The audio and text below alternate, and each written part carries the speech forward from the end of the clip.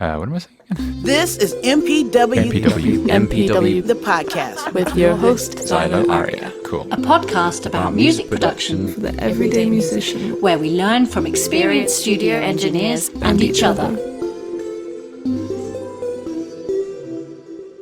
Laura Semple has over 10 years of experience in the social media and digital marketing landscape. Outside of running Hunger Digital, a Melbourne-based music agency specialising in PR, marketing and bookings, Laura also lectures at Collarts, manages local Melbourne artists and makes up 1/4 of the event collective Femme Fantasy, which create inclusive events focused towards the queer community. So welcome, Laura. It's so lovely to have you on our podcast. And how's your day been so far? It's been pretty good, and it's funny you say so far because I've been working on so far sounds things today, so I can never hear that word again. Oh, funny. Okay. No, very good, very good. So today we are going to be chatting to you about creating your artist brand. But before we get into that, I would love to learn a little bit more about you. So how did your career get started in music, and how did you get to where you are today, if you want to give me a little summary of that journey? Yeah, I think honestly, my journey probably started when I was 4 years old. I loved music so much, and I asked my mum if I could learn piano, and the piano teacher said no, I was too young. So I started with singing and then learnt piano, and so classically trained, picked up various instruments, and just it followed me throughout my whole childhood and teenager. And then when I went to uni, I went to School of Audio Engineering for a little short stint. But that's probably towards the end of finishing my degree, which was not in music. Outside of School of Audio Engineering, I did a different degree. I started a blog called Semple, and it just really started as I had a passion for writing. I was obsessed with music, and I just wanted an outlet to be able to put it all. And so I started this blog when I was living on the Gold Coast. And when I moved to Melbourne to, get more into the creative scene, I ended up expanding the blog, and I got some other contributors to join on. And I had a fashion editor at a time. We had I think 30 contributors Australia-wide and a couple around the globe. And it just became this thing that it was, I guess, in the era of when blogs were really a thing and very independent. And then the blog created all of these opportunities where I could try a lot of things that I now do for a job, such as booking, publicity, running ads and stuff like that. So it was kind of this hub where, people who wanted to get their foot in the door in the music industry could kind of start and hone their own skills. And the first sample size gig I put on, we had Banoffee headline. I think we had about 12 artists, a runway show with 3 fashion designers at Howler, which was amazing. And oh my goodness. I know. I my claim to fame is that Sample Size also got to so when we had another gig, we were the first headline show for Confidence Man, which was pretty cool that they ever had. Now they're massive. From doing these shows, it connected me with an amazing person, Zach Abrams, who, very kindly helped us pro bono with PR. He just really believed in the publication and what we were doing, and he did our PR for us. And from there, I kind of just kept, I guess you could say, hassling or harassing maybe, but asking him for an internship because I just really wanted to get into doing PR in the music world, like I'd been doing in consumer brands, so everyday household kind of products and things like that.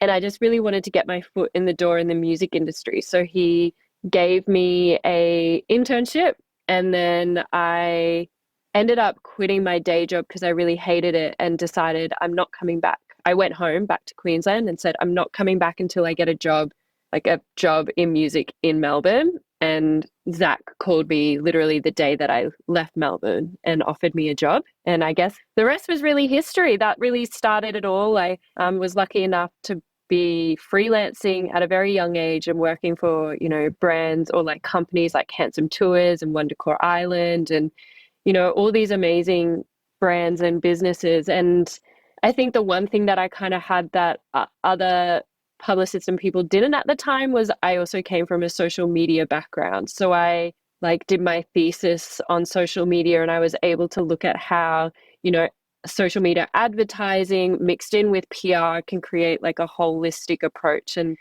that's sort of what I've now honed into what I do with Hunger Digital, which we're a music agency. We were just a PR agency when I started, but we've sort of branched out and do management and bookings as well. But it's really about the holistic approach to an artist and how, there's so many things out there, how each puzzle piece comes together. That was my very short, long story.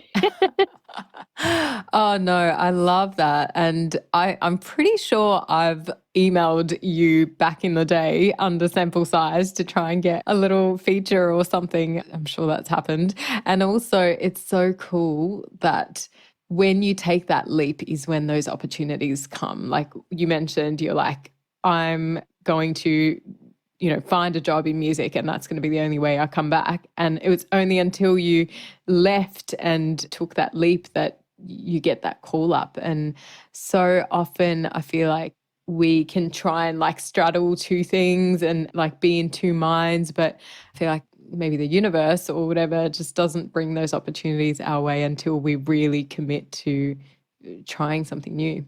Yeah, I 100% agree. And I think I look back to my days when I had the blog and had sample size and how, I guess, fearless I was in my decision making, to make a blog and think that people will actually read it and get contributors and stuff like that. And I think, I'm trying to remind myself now that I'm a little bit older to try and keep that fearlessness in a way. It's a bit scarier, more commitments or whatever. But when you have the space to make those leaps, incredible things can come.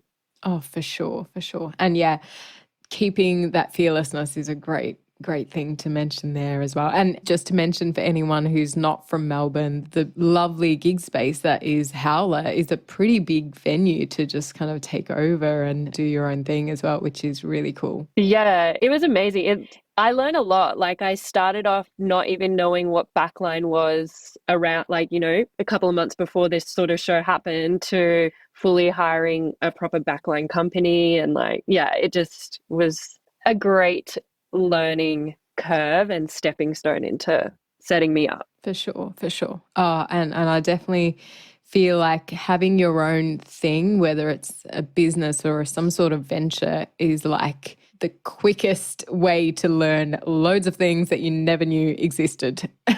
Yeah, couldn't agree more. Yeah. So coming to a bit of time travel then, Laura, can you tell me what is one event in your life that if you could, you would change?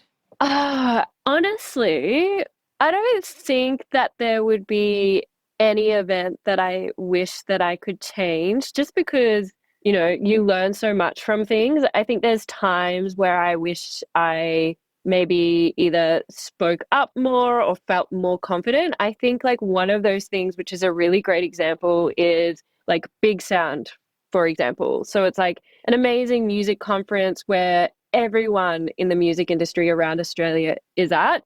But I find myself being a bit of a fake extrovert, is what I like to say. And I'm not very good with people that I don't know or, trying to talk, and networking is actually weirdly enough not my strong suit.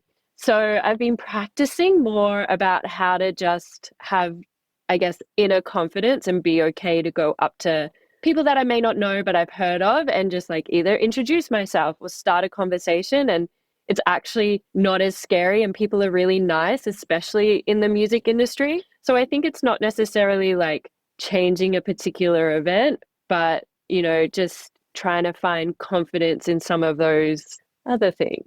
Yeah. Oh, no, it's nice that you mentioned that as well, because I am very much an introvert as well. And I never really put myself out there when I was living in Australia until I moved to the UK, and I realized no one is going to know me until I put myself in front of them. And I remember the first few networking events I went to, I would just come home shattered because I was just kind of putting myself out of my comfort zone and just would take so much out of me. But I would just set little goals for myself of like, I'm just going to go here just for half an hour and talk to 2 people that I don't know. And then it got a little bit easier every time. And now I feel like it feels a lot more natural, but it's still not the thing that comes to me automatically, I think. So it's a good thing to mention that a lot of us go through that, and it's just a matter of maybe building it in ourselves. Yeah, exactly. I think like if we think about the music industry, it's kind of like a tech-based type, it's quite an intellectual thing, like making music and stuff like that. And a lot of people are quite introverted. I think like it's why people make music is so they can like be by themselves. Even though you go on stage, it's like a different person on stage. But in reality, so many musicians are quite shy, or they have, social anxiety or just anxiety in general. And it's funny that you say like you set yourself goals and things, because I honestly like worked with my therapist on how I could get over this like social anxiety side of things. And she was like, yeah, set yourself the goal of just go talk to one person, but not only, or 1 or 2 people, but not only talk to them, make sure you actually either write it down or just clock the memory of it wasn't that bad. Like you had, like if you had a good experience, making sure that you remind yourself, oh, I had a good experience. So then the next time you go out, you can be like, oh, remember that good experience. Like it's okay to talk to your peers and industry. Yeah, for sure. So can you then tell me a random fact about yourself that maybe not that many people in the industry know about you? Yeah, I think I had 2 random facts-ish, but one random fact is probably that I'm from a tiny country town of only 5,000 people. The street that I grew up on was my last name. So like I grew up, well, it was a road, Semple's Road. Oh my So it was a gosh. tiny country town. Yeah, and where a lot of people just automatically assume that I've always lived in Melbourne or I'm a city person and stuff. So I grew up on a farm, and so I kind of remind myself that's kind of where I came from, and to be living in Melbourne in a very creative industry is quite exciting. So that's probably my number one. Not many people know. Yeah, I love that. So was that your family street or random coincidence? Kind of. So my granddad, he gave us some land so that they could build the road. So a lot of the roads and stuff in the area are named, I guess, after the farmers who gave their land to, or like, yeah, to build a road, I suppose. Okay, that's a very cool random fact. I like that. Yeah. So coming to our topic today, Laura, on creating your artist brand. So starting with, when we're talking about an artist brand, can you please define for me what exactly are we talking about and what aspects make up that brand? Talking about artist branding, and like just for context, like I had been teaching at both Collarts and RMIT in social media and digital marketing, and really honing in for that students and stuff like that about their own branding for their artist projects. And one thing that I know with working with a lot of artists is that they hate the term branding and they hate the term marketing, which is interesting. But in reality, you are, selling your music, which is kind of like a product. So an artist brand is really everything about them. So it's, their social media presence, the way that you write your social media copy, the image you portray on stage. And I think it's really important to note that the more recognition that you start to get, the more people start to recognize that image. So it's just sort of, in a way, trying to control the image that you want out there and be perceived.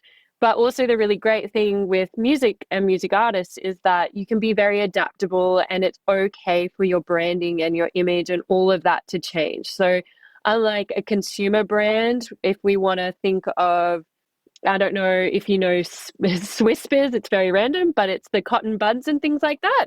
Their branding's not really going to change. It's always going to be the same color. It's always going to have the same tone of voice. Where an artist, you grow, you change, you're into different things, and that's okay for your branding to have that flow as well. That's a really good thing to mention there as well. And I feel like a few of our students that we speak to feel a bit unsure about setting their brand because then they feel like they're set in stone and they can't change it. So it's good to know that, you know, things can change and evolve, and that's fine. Yeah, for sure. And I think like the way that I see it, especially for music artists, it is a very different world, like music to every other kind of brand. Like as a music artist, you still have to be a real person. So it's, I don't really like to say influencers, but in a way, just for the context of it, you're kind of balancing the line between a, you know, a brand, an actual like product brand, and an influencer in a way. Like we can draw in some similarities between that, but you can be really malleable, I guess. And then with it, like I see it for music artists as just like a central point to go back to. So if you're ever feeling a little bit lost about like what kind of content should I be posting or what is my direction, if you've written it down, you can kind of go back to your little branding doc, and it might just be a nice little reminder or a sounding board to help you along the way. And how important do you feel it is to have a strong brand, even if it is one that's changing as an artist? And how do you think that that would shape your career? I think it's like imperative, honestly. I think not just, you know, just so that visually you have an idea of how to market yourself, but it will make everything so much easier. So a lot of the time when I'm working with an artist, we'll go through a brand identity process, which just is like a number of questions. So it might be along the lines of how old are you? How do you identify? And stuff like that. And for context, I work with an artist or an artist project called Plastic. So they're a duo. One of them's based in Adelaide. The other is based here in Melbourne. And they said that their age is, I can't remember off the top of my head, but it's probably thousands of years old. And that they identify as non-binary, but that they're like organisms, you know, living and changing as time goes by. So for them, it's not like based in the reality that we know and see, but it's, you know, creating this really visual concept. And then on the other hand, you know, I've worked with an artist, he's a dad, he, you know, has quite an awkward personality, and it's just honing in on those characteristics that make him as an artist. So a lot of the time, an artist's personality is really an extension, it's an accentuated version of themselves. So it's sort of, yeah, trying to tap into that. And then that really helps flow onto everything. So again, what is the style of content that you want to be sharing on social media? And that, you know, knowing your beliefs and your identity of who you are as an artist will help you know what you want to post about. It will also help, you know, a graphic designer understand who you are. It will help a publicist have, you know, a creative bio or something like that to give more information. But not only that, if you start working with like an artist manager, they just really know who you are. And the more that I've been talking with labels and things like that for artists is that, you know, they seem to gravitate towards artists who do have a fairly strong idea with who they are, and also just knowing how they want to be represented. It really helps. Okay. So if you are an artist that's very clear on that, that's probably great for that and to be able to build a brand around it. But say there are some artists that are quite unsure what their brand is. They don't really feel like they have a strong idea of what they want things to look like. For example, with this dad that you mentioned, and he felt like he was a little bit awkward. So what would you say to these people on how to tap into what makes them unique or those special traits that you mentioned? And are there any exercises that they can do? Yeah, I think the best way to, or the best place to start is to think about your stage presence. So when you're on stage, how do you feel on stage? Like, are you really confident? Is your banter quite awkward? What do you wear on stage? A lot of the time, even if it's quite casual, your outfits, like you'll have a thought out plan of what you want to wear on stage. And that's sort of where your identity starts.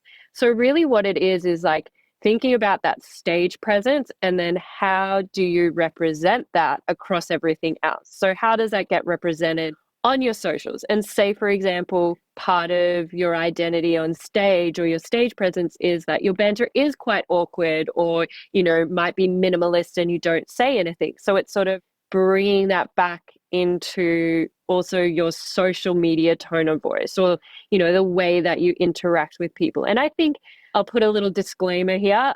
I know a lot of artists don't like social media and, you're being really pushed to be on social media and you do have to do everything. But my biggest probably advice is you always have to stay true to yourself. So again, unlike a consumer brand, it's really important to be authentic. And if TikTok is not your thing, stay across what is happening on there, but don't feel like you have to just pump out TikToks. Make it feel more natural to you and just take it step by step. But the exercises that you can do, so I do a questionnaire and it will be starting off with, your age, how do you identify? So when you're doing this, you have to put yourself in your character. So think of your stage presence character. And it might be, another question I have is, who would be your best friends if you went out to lunch or something? And for example, your best friends, they're not literally the people that you know and your real life best friends, but it might be like a media outlet that you gravitate towards that, is in line with your music. It might be a clothing label that, again, you might wear those types of clothes on stage. Or for example, for my own business, Hunger Digital, I said one of ours is Article by Courtney Home, which is a designer here. And they also do really ethical stuff and sustainable clothing. So that's we fall in line with that. You might also put other musicians or bands into your best friends. So it's sort of if you could have your ideal table of people, whether they're real people or just other brands and things like that, who would be at your table? And then the other questions are, what would you be wearing at work? So at work for a music artist is either on stage or in the recording studio or something like that. And then what can we find you wearing, every day? So is there a difference between your stage presence and your at-home presence? And then one of the other questions is, what can we find you doing outside of work? So outside of being on stage. So it might be, again, this doesn't have to be real for you. It might be exaggerated. So for example, you might say that you can find you at all the gigs every day of the week. You're out there listening to live music. That might not be your reality, but it's just sort of honing in on that. Or you might say that you're out in nature or taking, film photography, and adding those things in. It quickly tells you what your interests are as a music artist outside of music. So a lot of these questions actually have very little to do with the music that you make, but it's creating that personality. And then from there, everything else kind of flows. Okay. So a few things to mention or to think about there, and great questions as well to think about and to learn a little bit more about yourself. And for those people that feel like they don't have a strong brand personality that they can bring into the brand, do you think it's okay to have a kind of girl next door vibe, or does it have to be something weird or quirky or something all the time? No, it doesn't have to be weird or quirky at all. I think it just has to be authentic is probably the biggest thing. And it's also kind of playing up, or again, it's probably exaggerating parts of who you are naturally. Or I had my own music project. I had a band called Arcadia, and then I had my own solo project called Adeline, and they were very different sorts of sides to me. And so, I had really dark makeup and very short pink hair. It was very over the top, really cool fashion, but it just allowed me to showcase a side that I may not have naturally felt like I could in my everyday life. And, it's not a natural thing for artists to think marketing wise, but when you start to sort of tap into that side, you probably can see someone else's branding, even if they don't know what it is. We all have these core things that make us who we are, and that is our branding. It's just being able to, I guess, clearly identify it and make it more over the top, I suppose. Okay, so maybe it's useful to talk to someone else and get the outside perspective of what do they associate with you if it's hard to do it yourself. Exactly. You might ask them, so like when you listen to my music, what are some other brands that might come into mind? So I find it really natural when I start chatting to an artist, I'll be like, oh, I can see you sitting at a table with like Rush or Frankie magazine, or, you might, I can imagine you walking on a beach, you have like your music's very sun-drenched kind of vibe. So yeah, Okay. No, do it with a friend. yeah, it's really useful. And make it fun as well, so it doesn't feel so much like work. So Exactly. in the opposite of artists who maybe don't know their brand, there are some that are quite clear on how they want to be represented visually. And for example, I was speaking to an artist at Big Sound, in fact, where he mentioned, and he's a queer artist, and he mentioned that he had a very strong vision of what he wanted his brand to look like, but he felt that he wasn't sure if it would be accepted by others and if he could be himself because it was a little bit weird and out there. What would you say to someone like that?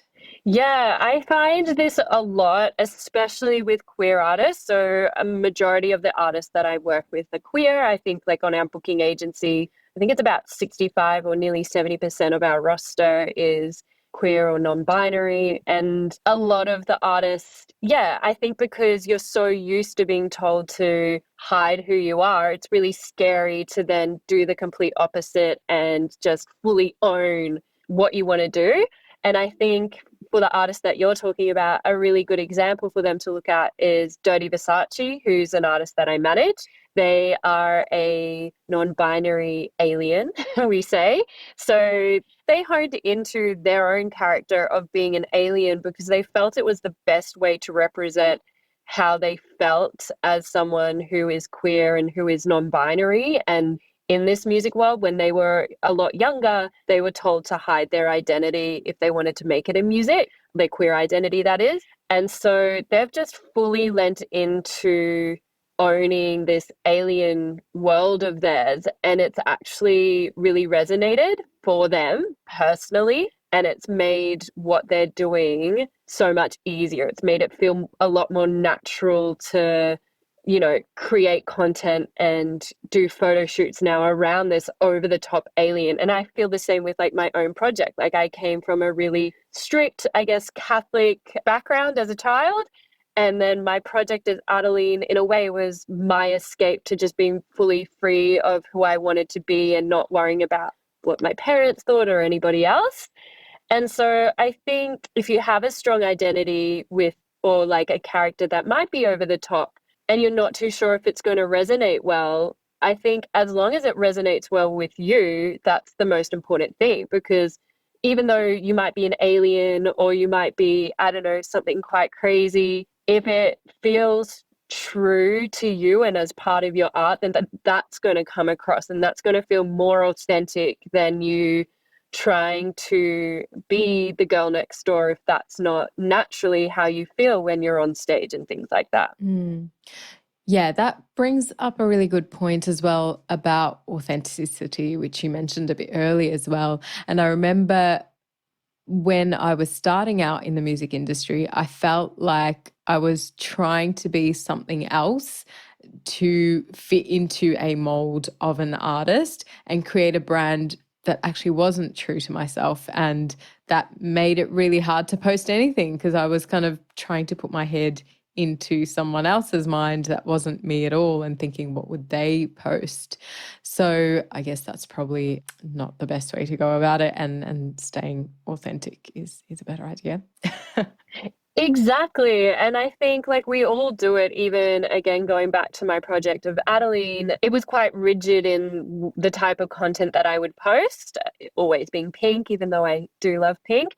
But sometimes when you're too rigid, it makes it really hard and it does become to feel like work. And I think as a music artist, you have to be not only a producer, an artist, a singer-songwriter, and all of those things, but you also have to be a model, and you have to be a content creator, and you have to be a social media ad expert and a publicist and a manager, and like all the hats go on. So, you know, if you make creating the social media side and the marketing side really hard, it's just going to create this brick and not make it fun. But also in saying that, if you have set yourself up and it's starting to not feel authentic, when you can just like shift things a little bit, and it's okay. So it's okay to move and change. You could do a post telling people why you are, or it doesn't really matter. I think at the end of the day, we're our own worst critics. And, you know, I think someone gave me this advice. They said, everybody's too busy worrying about themselves to be worried about like what you're internally worrying about. So it's okay, you know, we all change and we all adapt. So just make it easy on yourself. Yeah, for sure. No, I totally agree. And yeah, that's something that I've been trying to remind myself a lot, especially when you're overthinking something, to realize that actually no one cares that much about you. And that's actually quite an empowering thing because, you know, and then if you're like, oh, well, if no one cares, then let's just do it.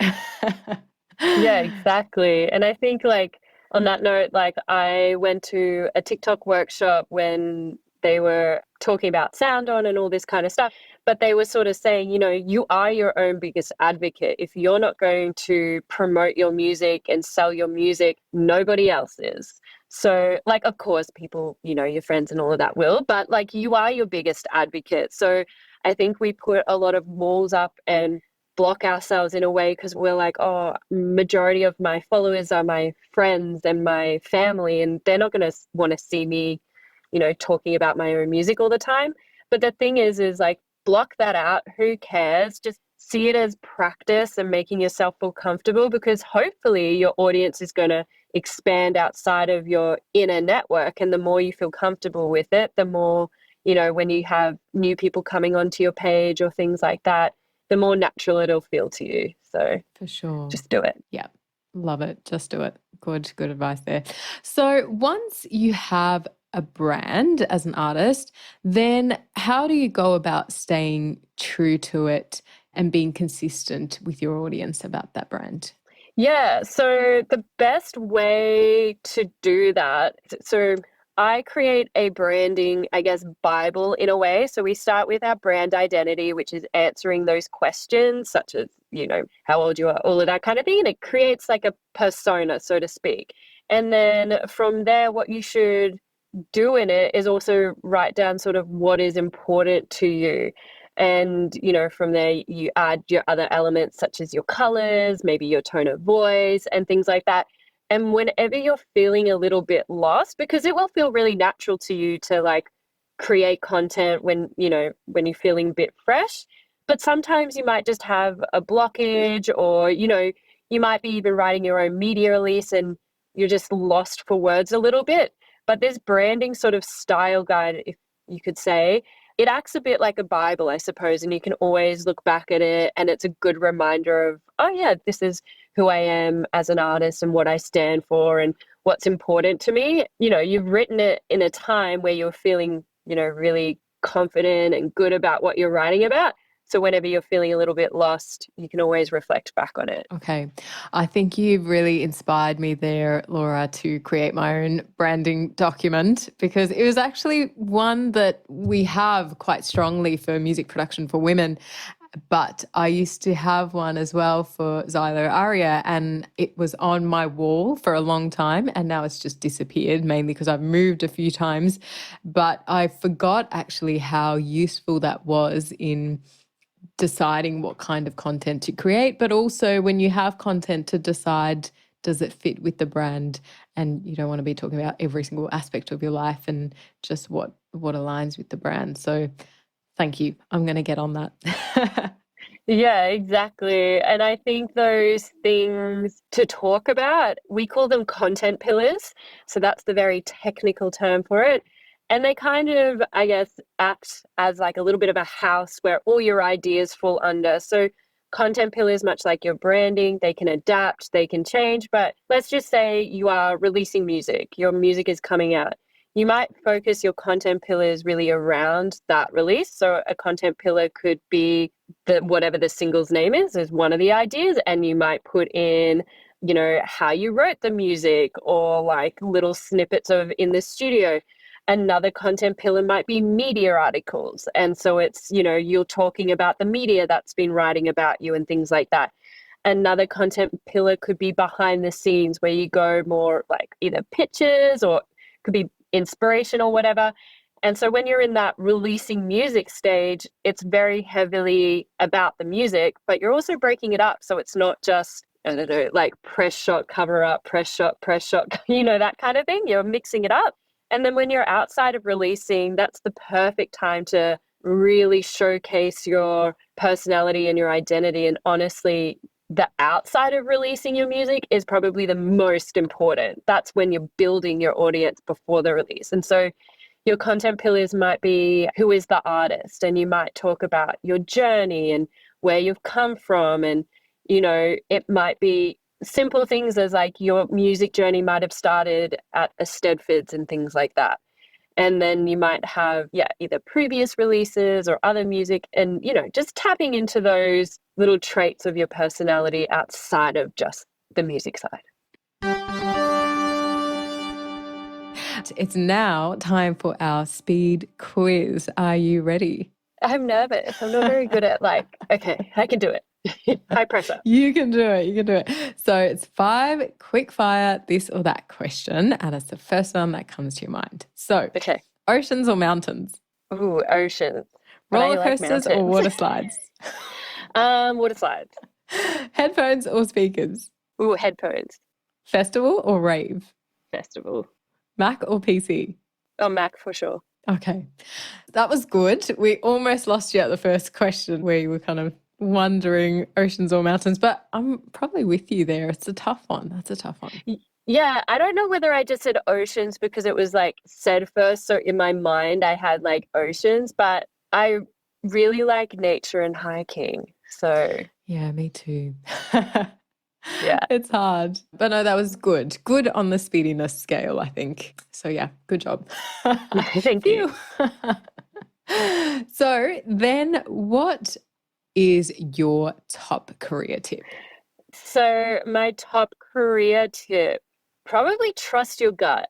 Like, honestly, I think we can have lots of decisions thrown at us, or, you know, not be sure if we should go this way or that way, or what we want, or are we making the right decision? And I think sometimes just sitting with it and thinking about, okay, if I went this way, what would things look like? And then if I went this way, what would it look like? And which one makes you feel more comfortable? And it's okay to just make a decision, and if it's not the right thing, to change and whatnot. So yeah, trust your instinct and just really go for things, because I think we probably more than not stop ourselves from accomplishing what we want to accomplish. 100%. Yeah, no, I totally agree there that we are our biggest hindrance, and the quicker we realize that, the better for us. Yeah, I think so. And I think, honestly, like, if anyone's wanting to get like a job in the music industry and things like that, I'm not saying that it's easy at all. It is really hard. But I came from a country town where we only had dial-up internet and a satellite on like on our house to be able to get internet, even though, and like, it just, the music industry seemed like this crazy thing. And now even when I go back home and tell people, you know, who I work with or who's in my network of like industry professionals and things like that, it seems crazy. But honestly, you just have to start. And someone said to me, that nobody has done it before. Like, you know, everybody had to start somewhere. So you might be feeling really scary to try something new or whatever it may be, but there's been someone who's been in that exact same position as well. And that we're really lucky, I think, in Australia, in a way, that our music industry is quite small too. So, you know, people are really generous. If you know, if you want to, say, for example, want to work for a label, if you reached out to someone and said, I'd love to, you know, take you out for a coffee or a beer and get to know like how you got to where you are, or, you know, just like pick your brain a little bit, more often than not, people will say yes, or they'll jump on a Zoom with you. And I think that's the one thing that I've found with our industry, especially over the years, is it's becoming a lot more nurturing. Yeah. Yeah. No, for sure. For sure. And what is your one top self-care tip? My self-care tip would be find that thing that I guess helps you create inner peace. So when things are turbulent or really crazy, what is something that, gives back to your soul? And so for me, that's nature. And it's really important that I try to at least every day, it's time to just like be off the technology and go out, go for a walk, or if times are really crazy. So, I always get post-gig anxiety whenever I put on a really big show or something. So now I've become in the habit of I'll go camping like the next day, or I'll go somewhere that's away from the city and just be in nature. So find your Love that. calming thing. Yeah. I love all of those things on the nature and the camping. So good tips there, but whatever that is for someone. So that's good. And what is your one top general life tip? Honestly, it's probably something that I've found really hard to do, but it's just trying to find balance. I've always been someone that doesn't stop. Like I'll be working full time and interning and running a blog and studying all at once. And I think it's so important to just find moments of stillness, and that, I think we've created this hustle culture is what they call it. And everyone thinks you're doing amazing when you're hustling or when you're busy. But honestly, only since starting my own business that I really realized it's more important to really appreciate life. So that would be my life tip would be don't let life just go by and work and, hustling be your everything. Make sure you go out and hang out with your friends, take some time off, go on a holiday. For sure. Yeah, no, it's very, very true. And otherwise, what are you doing this for, really, if it's not bringing you joy in some way? So Yeah. really important tip there. Cool. So thank you so much, Laura. It's been so lovely, and I've gotten a lot from all of your knowledge, and I'm sure our audience has too. So thank you. Thank you so much for having me. It was really fun, and keen to hear what people think. So feel free to reach out to me if you have any questions. Sounds good. My biggest 3 takeaways from Laura's episode was, firstly, a great way to find your brand as an artist is to think about your stage presence and to think about how do you talk to your audience, what kind of clothes might you wear, and who might you be best friends with as an artist. This will help you determine what your true, authentic brand is. My second biggest takeaway was that it's okay for your branding to change. So if you no longer feel tied to the brand that you've created for yourself, you can update that depending on what's important to you. My last takeaway was the importance of having a branding document that has all this information in one place so that you can often refer to it to help you create content. That's it from us this week. I hope you enjoyed the episode, and we look forward to seeing you in 2 weeks.